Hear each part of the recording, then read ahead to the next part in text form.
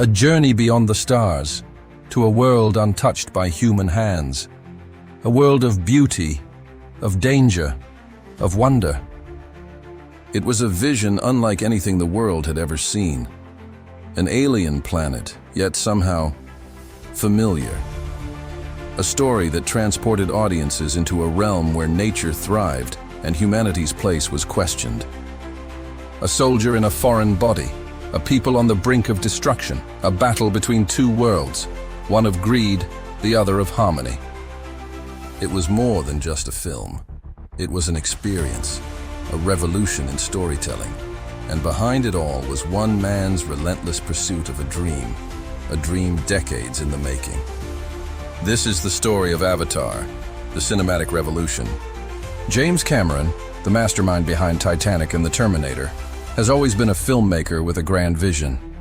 But in the mid-1990s, he conceived a story so ambitious, so ahead of its time, that Hollywood wasn't ready for it. Let's see, 95. I was looking to tell a story that took place on another planet. Cameron envisioned an alien world that felt truly alive. Every creature, every plant, and every custom of the Na'vi had to be authentic. But to bring it to life, he needed a filmmaking revolution. And so I incorporated that concept into a thing I called Avatar. By the early 2000s, technology had finally caught up with Cameron's vision. He pioneered a revolutionary performance capture system, allowing actors' raw emotion to be seamlessly translated into digital characters. You know, you can imagine that the studio was leery about the complexity of this. You know, it was a sort of a two-part process. Every movement, every subtle expression was captured in meticulous detail, making the Na'vi more than just CGI creations. They were living, breathing beings.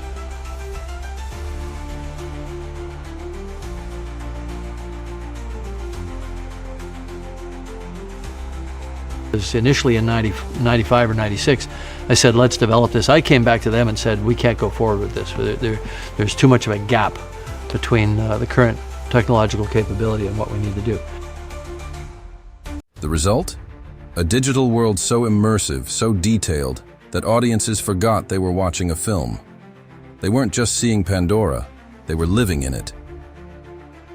To design every single thing in a world, every blade of grass, every leaf, every flower, every bug, it's daunting, but it's fun. Learning to dehumanize myself, any kind of characteristics that humans do, like nodding your head to say yes or shaking it to say no, all those things the Na'vi don't do. When you hold a bow, you have to kind of like, hold it this way, but the Na'vi hold it that way. But once I got it, even today, if I practice archery, which, by the way, I have really good aim, not bad. I can only shoot like a Na'vi. Pandora wasn't just a backdrop. It was a character in itself. Every inch of this alien world was carefully designed to feel as real as Earth.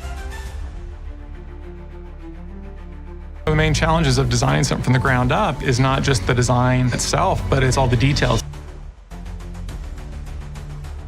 From the sacred home tree to the interconnected ecosystem of Awa, Pandora was a world audiences didn't just see, they felt.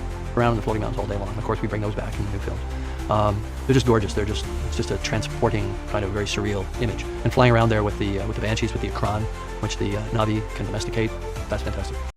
But Avatar was more than just a visual spectacle. Beneath the stunning imagery was a powerful message, one of identity, belonging, and the cost of greed. But I also have a special place for the forest at night. Now, the forest was great to create. We made a decision to make it green, not purple, not cyan, some strange color, by day, because we wanted the audience to feel grounded. We didn't want the CG to look too much like CG. We wanted it to look like a reality. And then the forest comes to life at night with the bioluminescence. At its core, Avatar was about humanity's relationship with nature and the exploitation of indigenous cultures. Through Jake Sully's journey, audiences saw the beauty of Pandora and the tragedy of those who sought to destroy it.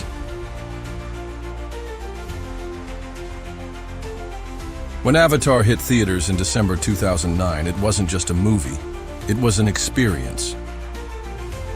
I'm taking a deep breath after that one. Just got out of Avatar, The Way of Water, the sequel we've been waiting on for like 30 years now. James Cameron knows how to construct a blockbuster visually.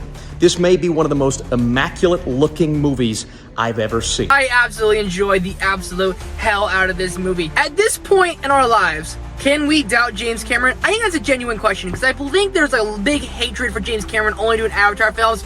I'm all for it, and I think James Cameron just showed us with this movie. From visually, I love the story, I love the emotion attached, I love the acting, I love...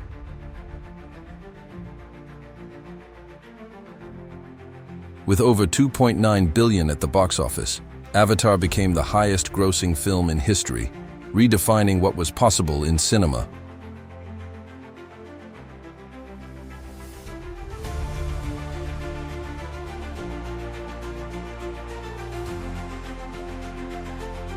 Yeah, we spent about 8 years developing the tools.